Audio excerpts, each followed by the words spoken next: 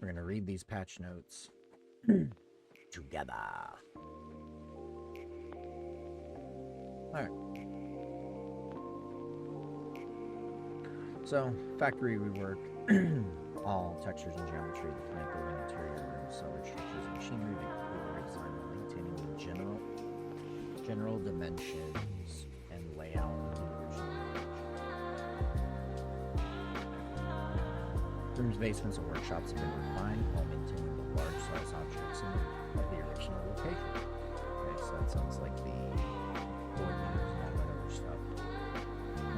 Some areas of the plant and cellar area that connects all 4 workshops have been expanded and added outdoor areas around the plant. Okay. Added several new crosswalks at dead end locations. Okay. Through the upper level loading area of the workshops for easier accessibility, adjusted the spawns and extracts for PNCs and scavs to match the expanded areas. Improve the AI behavior for all location layout changes. Redistributed loot and continued staff the location, adding new tasks to the location. Alright.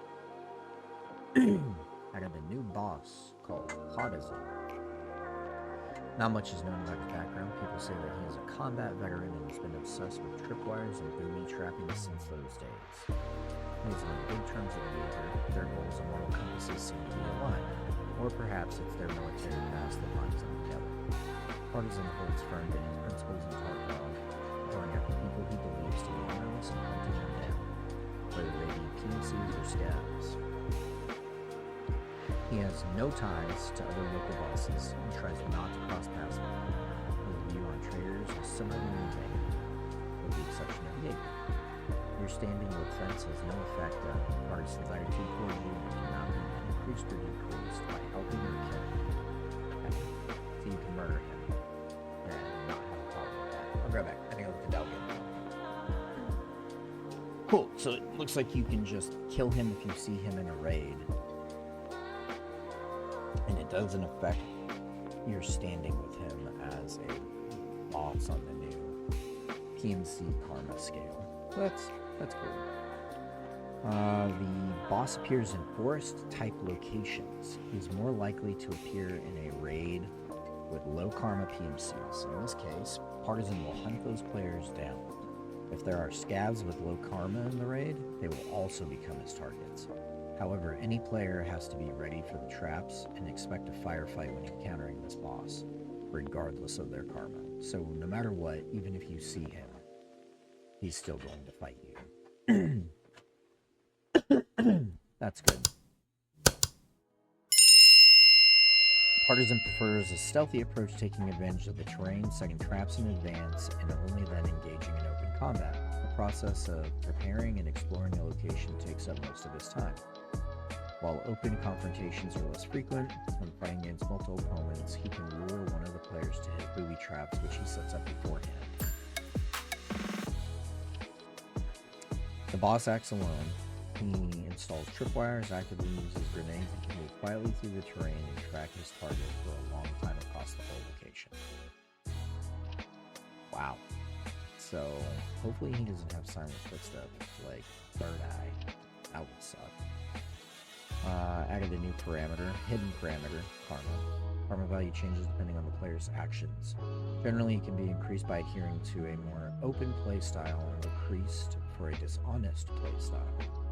The number of triggers that change the value of karma will always be increasing, and the triggers themselves will be adjusted and balanced further. In some cases, karma changes can be tracked by a distinctive sound movement.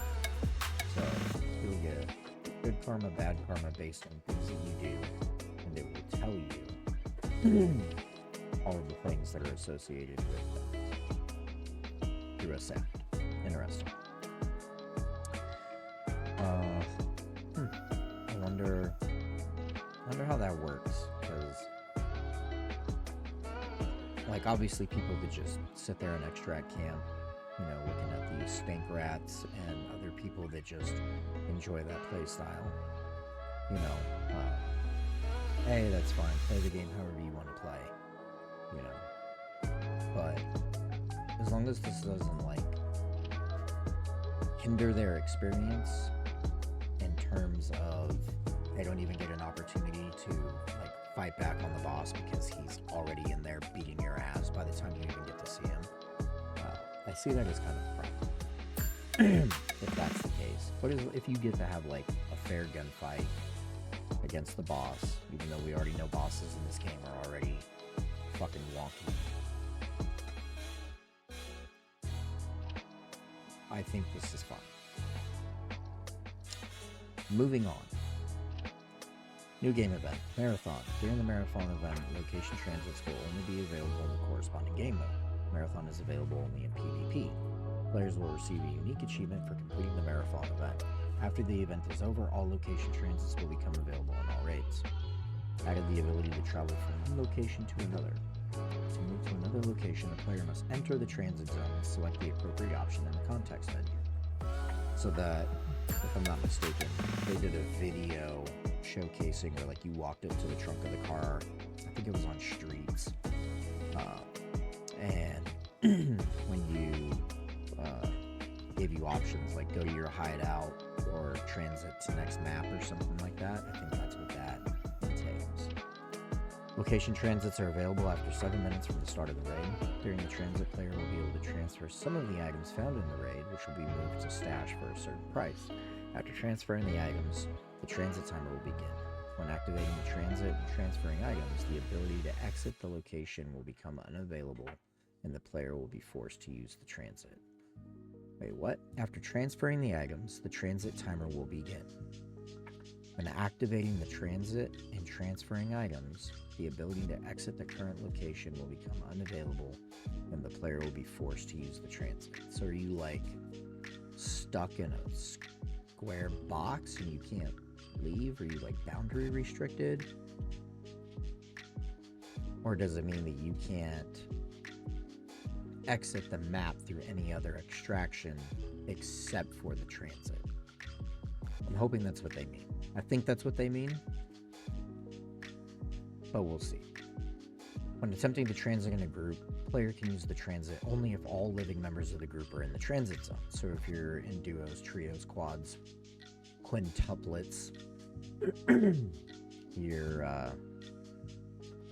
basically going to have everyone in there, which just makes you a giant sitting target. I love it. If several players who are not in the same group use the transit at the same time, they will be transferred to the next location together, so solo players can join a group and also transit to the next location together. Well, that's cool, so you can be friendly with people and then pop over. Not bad. The available transit directions are marked with a dotted line on the location selection screen.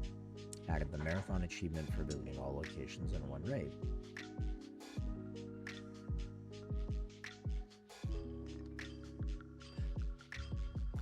So, does that mean you're going to go from, like,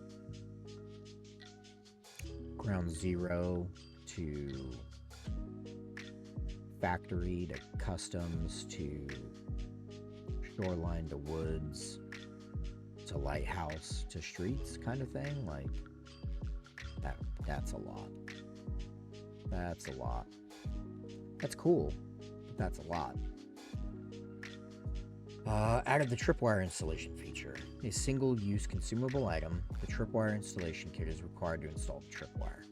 This item cannot be found in raid or bought on the flea market. The kit will be available for purchase after completing Jaeger's task chain. When the item is in the inventory, the player gets access to the tripwire mode by using the B key on appropriate grenades. I don't think I have B bound to anything.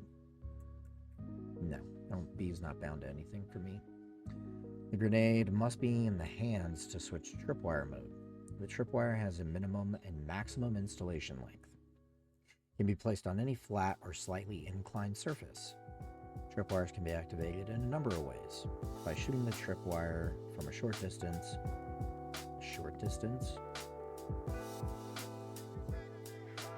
Does it just not have like a hitbox if the game, like the client and all that, registers that you're 100 meters away and you see somebody planting their shit? Is it just doesn't? I wonder how that's gonna work. By hitting the wire with explosion shrapnel, by hitting the wire with any physical object, including players, box, or items. So if you drop a gun on it, it'll blow up. During activation, the tripwire does not explode instantly, but with the fuse delay specified in the grenade's description. Oh, so you could put an M67 on there and have it go for 4 seconds, 5 seconds.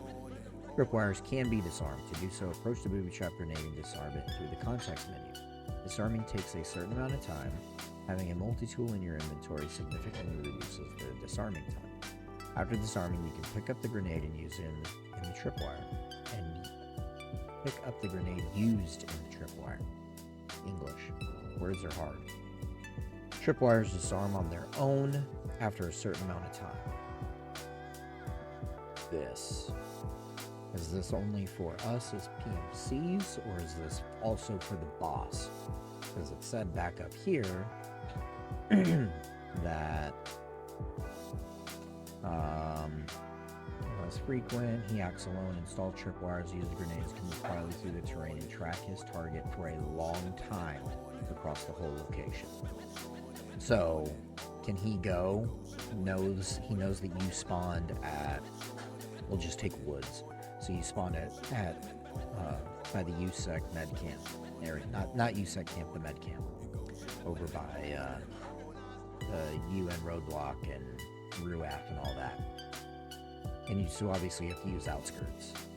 So he's gonna like go and set some shit up on probably the most commonly traveled path, waiting for you to probably take outskirts. Is his stuff gonna disappear in the same amount of time that ours would? Or is it just going to last for forever because he's the boss? I don't know. We'll see. Bipods and weapon mounting. Added the ability to mount weapons and use bipods. To mount a weapon, the player must aim at a suitable horizontal or vertical surface and press the mount key, V key, by default. I'm gonna have to change that because V is my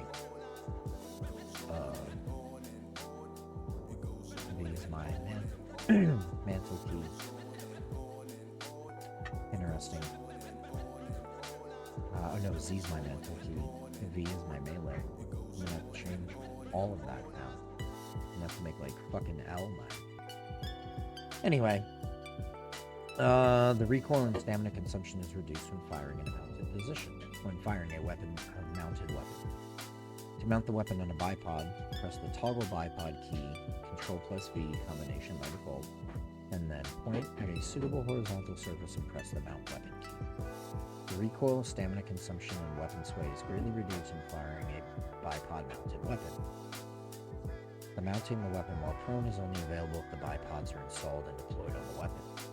The icon in the corner of the screen shows whether the weapon is mounted or signals that the given surface is not suitable for mounting.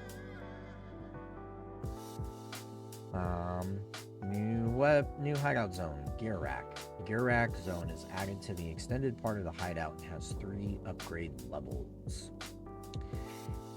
Each level adds a mannequin, which can be used to display any gear equipable on your PMC. Oh, that's cool. It's like Skyrim.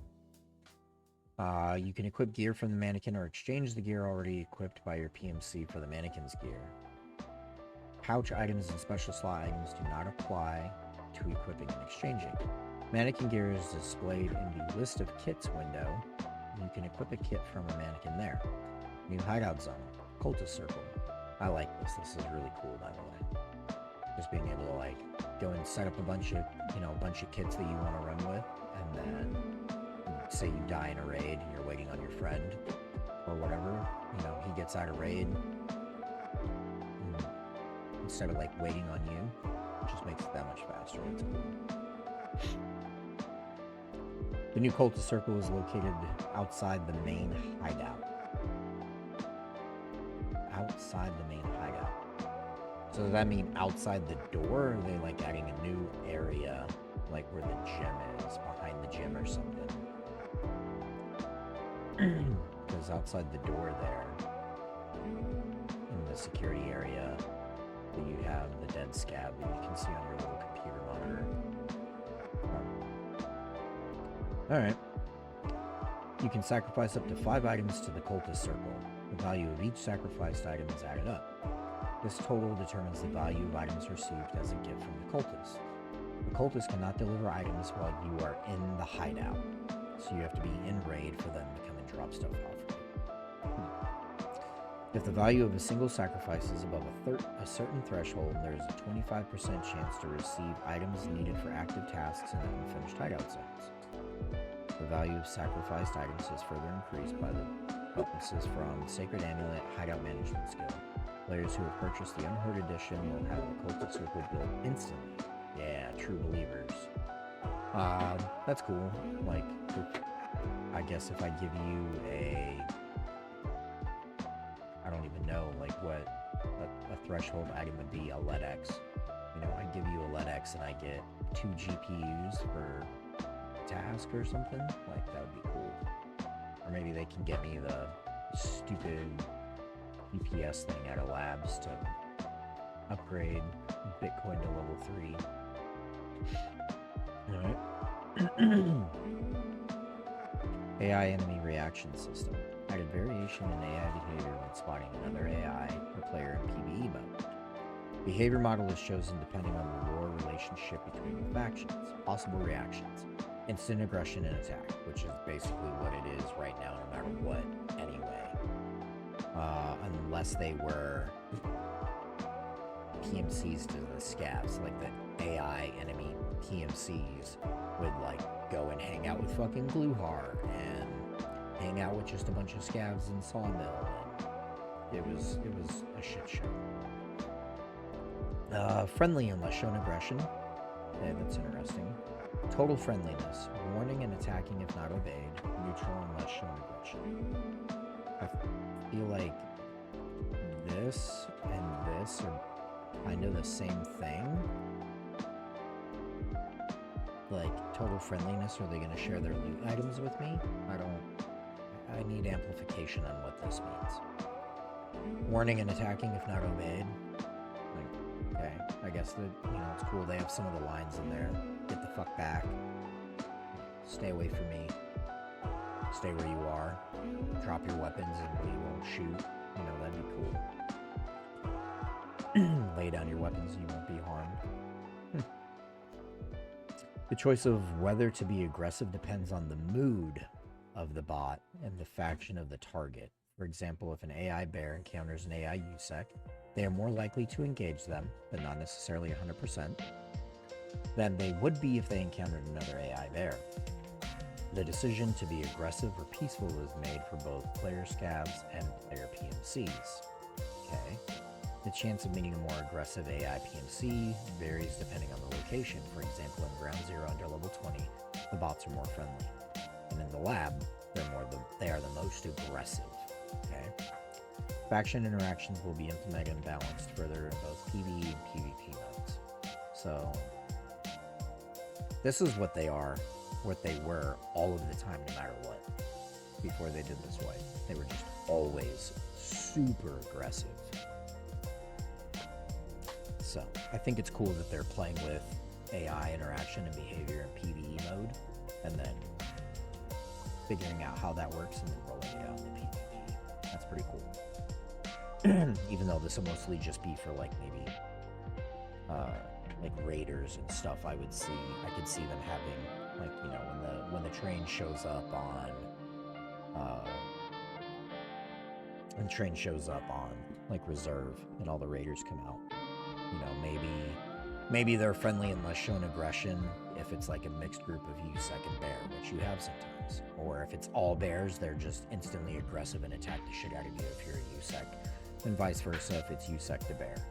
You know, or if you're a bear and a bear, they're totally friendly, or USEC to USEC or whatever. You know, or like, you know, they tell you to fuck off or you're gonna get shot. And you could roll up and get laid out. You know, that's pretty interesting. That'd be cool if they did that too. New equipment, new weapons equipment loot. So they have the new Uzi, the new Uzi pistol, the new Uzi Pro, the SR3M 9x39 compact assault rifle. It's like an AS Val, except smaller. So they have the Desert Eagle in both 50 cal and 357. That's going to be a nasty pistol. People are probably going to want to use that for their headshot, or for their stirrup kills. That'd be cool if you got one of those. Huh. U.S. Ordnance M60 light machine gun. Like, bring Vietnam to fucking Tarkov. Oh, yeah. They're in the trees! Updated weapon models, the AS-Val, the VSS, the PP-Guinea, PP-91 Keter, PP-91 Keter, and the PP-9 Clint all got new weapon model updates. I wonder if this is like in response to the stolen asset thing they were saying from it's that fucking game that just released, Infinite, whatever, I don't know, but I didn't like the way it looked. The one that all the streamers went to when they got their vaginas hurt over the Unheard edition, which is funny that 98% of them now all have it. Like, bought the Unheard edition, didn't go and do the quest to get the pockets, which I think is funny. New caliber, Action Express, nice. New ammo, 50 AE FMJ, 50 AE Jacketed Hollow Point, 50 AE Copper Solid, AE Hawk JSP. Interesting. Other weapon improvements. New weapon attachments, adjusting functionality for pistol grips and on the Makarov PM pistol. There is a quick drop button on the grip. The interaction animation with the pistol is changed. Improved the AUG A1 and A3 visuals. Updated the grip animation. Added a visually operating gas piston. Added some animation variations depending on the installed attachments for new and updated weapons. Updated the grenade animations, okay? Added new types of equipment, armor, helmets, loot. New options for character customization. Optic zoom adjustment. Quality of life improvements. Added the ability to smoothly adjust the zoom for the following optics. Attack 30, they need to fix the fucking night vision capabilities of this scope. That's what they need to do. Oof, rough. The Voodoo, the Leopold Mark IV, the March Tactical, 3x24. Yup. The Vortex Razor, nice. Schmidt and Bender, Sig Tango. Where's the super crazy long range one? Is it this one? I think it was this one. Maybe Schmidt Bender. I don't know. There's a couple of them that have like weird stuff on the, like, it's only a 25 times zoom, which is weird. Default hotkeys for smooth adjustments, or for smooth zoom adjustments, are Alt plus scroll up, scroll down. That's not bad. Selecting a grenade with G. A new icon with hotkey G is available on the quick access bar. It will display a grenade the player will equip first. You can select the specific grenade by holding G. The drop down, that's cool. That's really cool. Where you'd sit there and hit G, you have an impact grenade on you, but you don't want to use that, and you go to put it away, pull out another grenade, and then you get fucking pushed. And as you, like, throw the grenade, instead of pulling out your gun, your character pulls out the impact nade, and you're just kind of sitting there, like, fumbling with your dick in your hand, trying to figure out what's going on. So that's a cool quality of life change. The drop-down list displays only unique grenades with their respective quantities. Okay.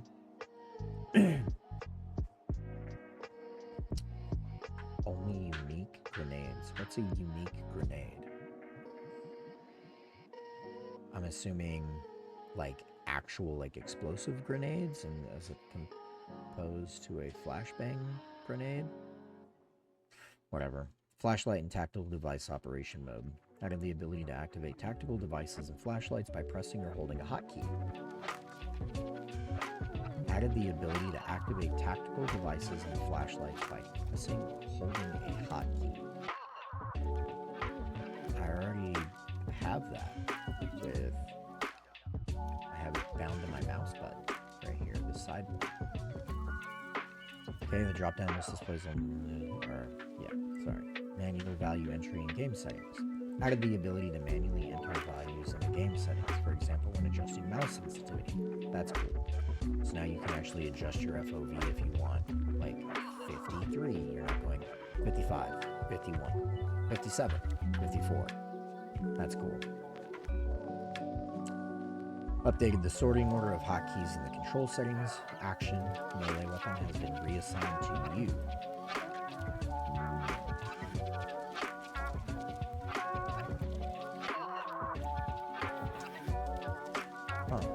Alright, well that's cool then, because now V is the tripwire stuff. Balancing changes. Simplified the objective for task setup and long road. Oh. Did they knock it down from 15? I wonder if it's like 10. That'd be cool. 10 is way more manageable than 15. It's just so long, so rough, and long road. That long road is only 10 kills with a on scabs on the road on Lighthouse, but I thought it was only 10. If it's 15, somebody correct me if I'm wrong. Change the availability of ammo on the flea market. Now all ammo. Oh, sorry, I skipped the spot. Did away. Words are hard. Completely remove trade offers for classics, body armor, plate carriers, ballistic plates, and helmet modifications from traders. These items can now only be found in raid. No more Bastion slap plate meta for people anymore. Call me, go trade in my golden eggs. That's cool. That's a nice change. Now you're gonna have more killer farmers. You know, maybe the new guy that hunts people has class 6 armor. Like, that'd be cool. Change the availability of ammo on the flea market. Now all ammo with less than 42 pen is allowed on the flea market, with a few exceptions. With a few exceptions. I wonder what the exceptions are. It's probably like M855 or something. Increase the damage of 7.62 by 39, 5.45 by 39, and 9 by 21 calibers. Slightly reduce the damage of some 5.56 caliber ammo. Russian superiority. American defamation. That's funny. But having friends that have been in Iraq and Afghanistan who have said, like, I put 5 rounds into a guy, 5.56 NATO round, M855, and that motherfucker just kept running. M855A1, he just kept running. He didn't drop till I shot him 8 times. Just like, oh, okay. And then there's, but we'll see how this plays out. Increasing the damage.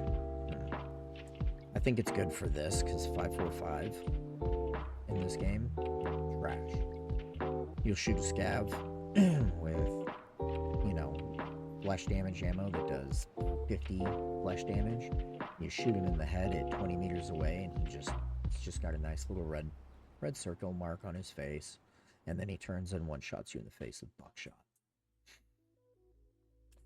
Technical changes. Implemented the anti-clipping system. Now elements of helmets, glasses, masks, collars, headsets will be correctly displayed on the character in combination. Well, that's cool. So now if you have the, like, Mando mask, or you have the Ops Core Ear Pro, you won't have your headset clipping through on most instances, it sounds like. That's cool.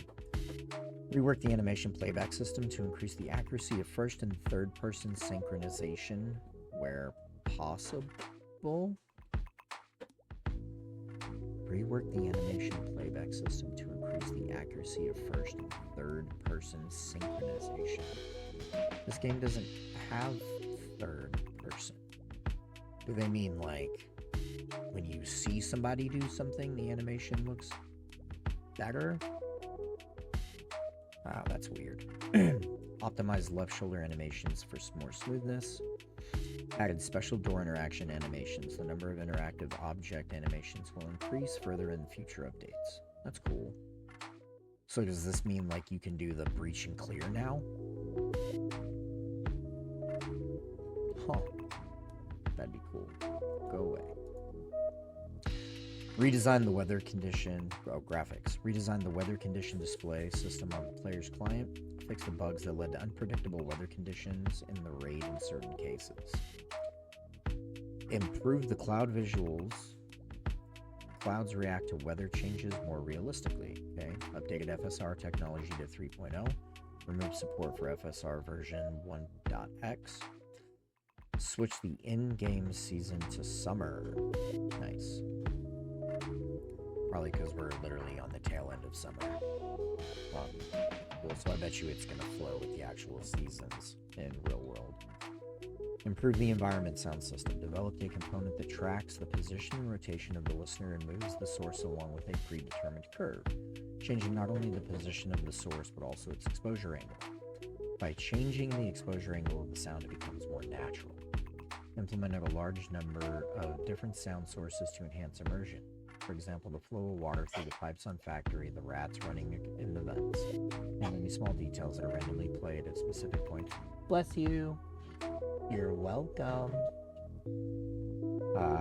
At specific points from the fall of pebbles to the interference of electricity in the generators and the air coming out of the boilers.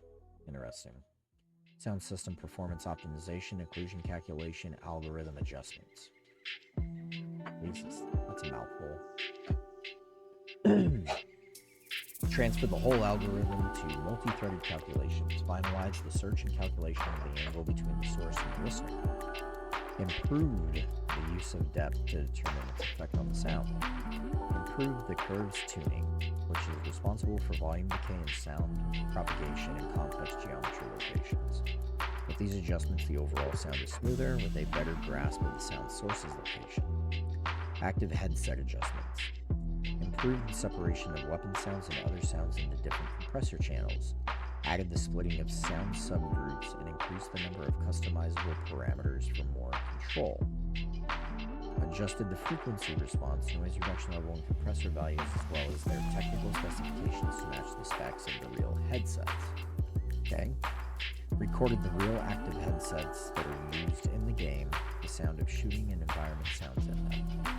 To allow further fine-tuning, the positioning of sounds, distance awareness, and the sound of in-game active headsets were noticeably improved. All said headsets have their own equalization, resulting in a different sound for all headsets. See, that's interesting because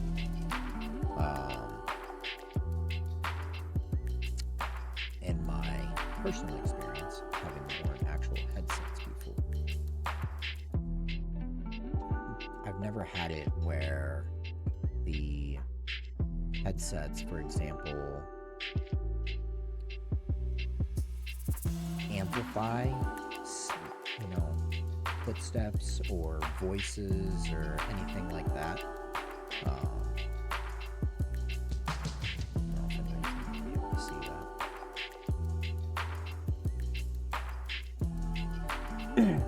But hold this up, see if I can get the camera to adjust on it properly. That is me with a headset at a gun shoot as a weapons instructor. So my experience of having actual headsets, all they did was reduce the loudness. It was almost like having Ear Pro when you shoot a gun. So if you shoot a gun with no ear protection in, can leave your ears ringing, give you headaches, cause hearing loss, all that fun stuff. What the headsets would do is whenever a loud instance of noise would happen, it would literally just muffle it, deafen it, almost immediately. It was almost as if it didn't happen. A loud gunshot sounded like someone clapping their hand. It wasn't that loud. And only in certain instances was I able to pick up more noise from the actual active listening that the headset does. It was very rare, and granted this was 2011, so technology may have gotten better with, Contact 4s, 5s, 2s, whatever, Peltors, they could have improved on a lot of things, but in my personal experience, it it didn't really amplify you to be able to hear somebody walking 80 meters away from you. Anti-cheat update.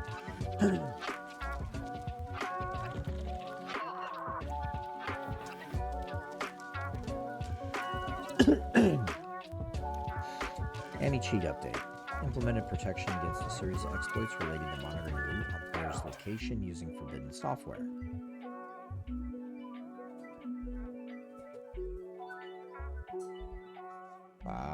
Okay, so this is the people, wall hackers. Series of exploits related to players using forbidden software. Cool. Implemented protection against a series of exploits related to network synchronization and unfair movement using forbidden software. So your fly hackers and drone zoomy hackers and speed hackers. That's cool. Cool. And then fixed a whole bunch of other changes. Which I'll just sit here for a second, so if anybody wants to read it, off there. You can pause this when it gets on YouTube and read this part for yourself. So, that's cool. All in all, I think these are really great changes. Even though I haven't played the game since 2018 like some of these other people have, it's still a great game. And yeah, that's cool.